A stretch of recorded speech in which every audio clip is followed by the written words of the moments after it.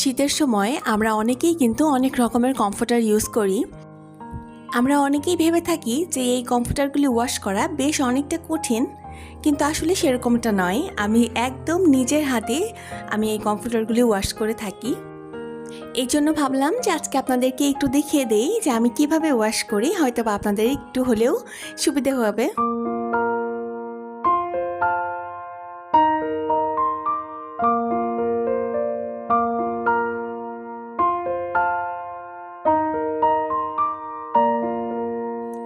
আসসালামু আলাইকুম, লামিস ব্লগে আপনাদের সবাইকে স্বাগতম জানাচ্ছি। ঢাকা থেকে আমি জান্নাতুল্লাহ মিয়া।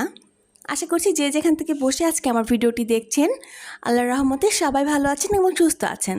আলহামদুলিল্লাহ, আমিও আমার পরিবার নিয়ে খুব ভালো আছি। শুক্রবার সকাল থেকেই আমি আজকে ভিডিওটি শুরু করছি। আর শুক্রবার মানেই তো আমাদের একদম মাথায় এত কাজ। তো সকালটা শুরুই হয় কিন্তু কাজ দিয়ে এবং শেষও হয় একদম কাজ দিয়েই। তো সকালে আমরা কিন্তু নাস্তাটা করে নিচ্ছি। আজকে আর নাস্তাটা বানানো দেখালাম না, কারণ আজকে যদি নাস্তা বানানো দেখাতাম তাহলে কিন্তু আমার অনেকটা দেরি হয়ে যেত। তো আজকে আমি নাস্তায় রেখেছিলাম পরোটা, ডিম ভাজি আর ছোলার ডাল। ছোলার ডাল দিয়ে কিন্তু রুটি বা পরোটা খেতে আমার অনেক বেশি পছন্দ, আমার খুবই ভালো লাগে। তো এই কারণে কিন্তু অনেক দিন পর আজকে আমি সকালে ছোলার ডাল রান্না করেছিলাম। তো আগে কিন্তু ওদের সবাইকেই আমি নাস্তাটা দিয়ে এসেছি, কেউই টেবিলে বসে খাবে না। তো তারপর কিন্তু আমি সবার আগে চলে এসেছি চা খেতে। আসলে সকালটা শুরুই হচ্ছে চা দিয়ে, আর আমি যদি চা না খাই আমার কিন্তু নাস্তাও করতে ইচ্ছে করে না। তো এই জন্যই আমি কিন্তু 1 কাপ চা খেয়ে নিচ্ছি আর সঙ্গে ওদেরকেও দিয়ে দেব।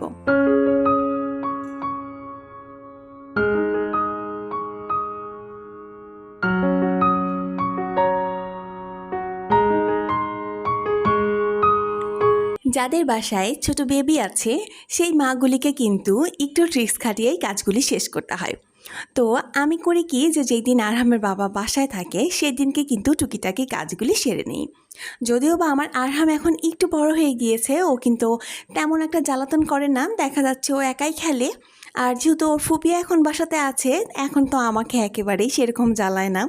দেখা যাচ্ছে ফুপির কাছে রেখে কিন্তু আমি টুকিটাকি কাজ করতে পারি। দেখা যাচ্ছে ওর ফুপি পড়লো আর ওর ফুপির পাশে বসে কিন্তু ও দেখা যাচ্ছে খাতা কলম নিয়ে পড়াশুনো করে। তো যাই হোক, এখন কিন্তু সকালবেলা বেশ একটু ঠান্ডা ঠান্ডা পড়ে যায়, তাই না? যদিও বা ঢাকাতে কিন্তু এখনও তেমন একটা শীতের ব্যাপার আসেইনি। আসলে ঢাকাতে তেমন একটা শীত পড়েও না আমার মতে, কিন্তু আগের বছরে কিন্তু বেশ ভালোই শীত পড়েছিল। তো এই জন্য কিন্তু আমি এবার আগে থেকে প্রিপারেশন নিচ্ছি, কারণ যে কাজগুলি আমাকে আগে করে নিতে হতো, আগের বার কিন্তু আমি সেই কাজগুলি একেবারেই করেছিলাম না, আমাকে অনেক বেশি সমস্যার মধ্যে পড়তে হয়েছিল। আর এই কারণে শীতের আগেই যে কাজগুলি আমাকে করে নিতে হবে সেগুলি, তার মধ্যে কিন্তু রয়েছে একটা কমফোর্টারগুলি ধুয়ে নেওয়া। কারণ এখন কিন্তু বেশ ভালো কড়া রোদ ওঠে, আর রোদে যদি কমফোর্টারগুলি শুকিয়ে নেওয়া যায় ভালোভাবে তাহলে কিন্তু খুবই ভালো হয়। তো এই কারণে আমি কিন্তু হালকা কুসুম গরম পানির মধ্যে যেই নর্মাল আমরা ডিটারজেন্ট পাউডারটা ইউজ করি সেটা দিয়েই, তারপর ওর মধ্যে আমি অল্প একটু দিয়েছিলাম স্যাভলন, আর ওইটা দেওয়ার পরই কিন্তু আমি কিছুক্ষণ একটু ভিজিয়ে রেখেছিলাম কমফোর্টারটা।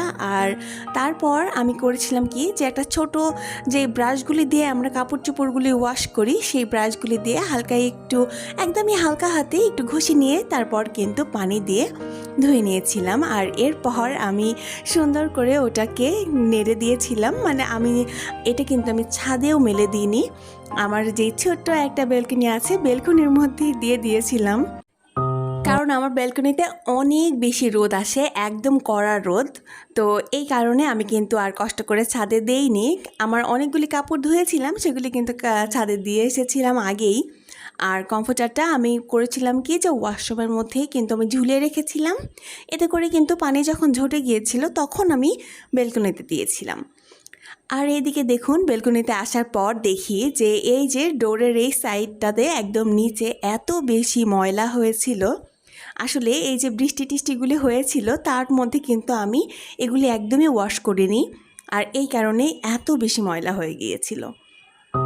এটা ওয়াশ করার জন্য আমি এখানে নিয়েছি একটা, যে আমরা টুথব্রাশ ইউজ করি, এটা হচ্ছে বাড়তি একটা ছিল বাড়িতে নষ্ট। তো বাতি লইটা দিয়েছি আর নিয়েছি 2টা কটন বার। এটা কিন্তু বেবি কটন বার, এই জন্য একদমই চিকন চিকন লাগছে। আর এটা দিয়েই কিন্তু কাজটা ভালো হয়। দেখা যাচ্ছে ভেতর থেকে একদম সুন্দর করে ময়লাগুলি বের করে নিয়ে আসা যায়। আর এই যে তারপর কিন্তু আমি একদম এটা আর মুছিনি, একদম বালতি ধরে পানি দিয়ে দিয়েছিলাম। আর এই জন্যে কিন্তু একটু পানি পানি হয়েছিল, তবে ব্যাপার না, কারণ অনেক বেশি রোদ আসে আর এক্ষেত্রে ভালো করে শুকিয়েও যাবে। কম্পিউটারটা দিয়ে কিন্তু এখনও টিপি টিপি বৃষ্টি পড়ার মতো পানি পড়ছিল, তো তবুও কিন্তু আমি এসে এই রোদের মধ্যে দিয়ে দিয়েছি, কারণ অনেক বেশি রোদ ছিল।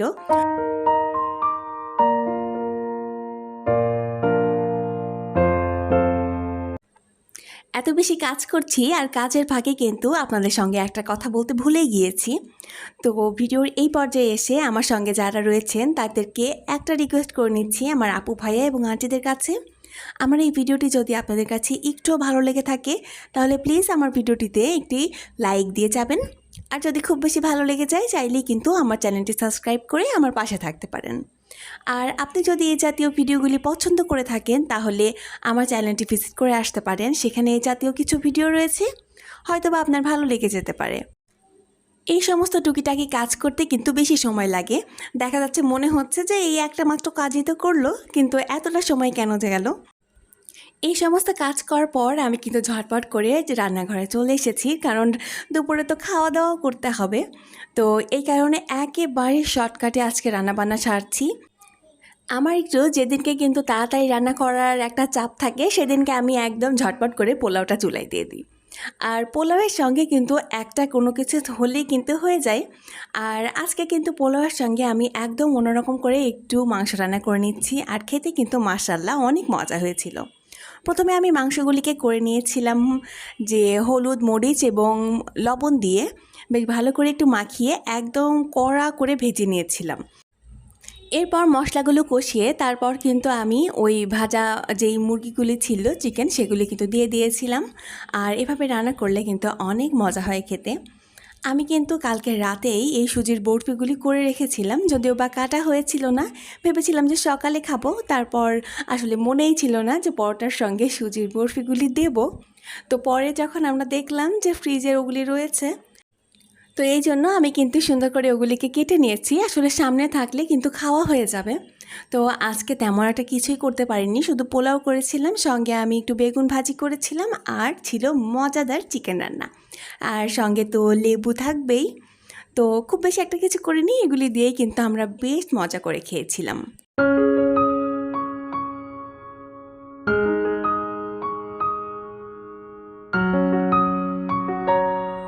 তো এই ছিল শীতের আগে বা শুরুতে যেই প্রিপারেশনগুলো আমি নেই, সেগুলো তো ধাপে ধাপে আপনাদের সবাইকেই দেখিয়ে দিচ্ছি। তো আজকে কিন্তু এই পর্যন্তই আমি করেছিলাম।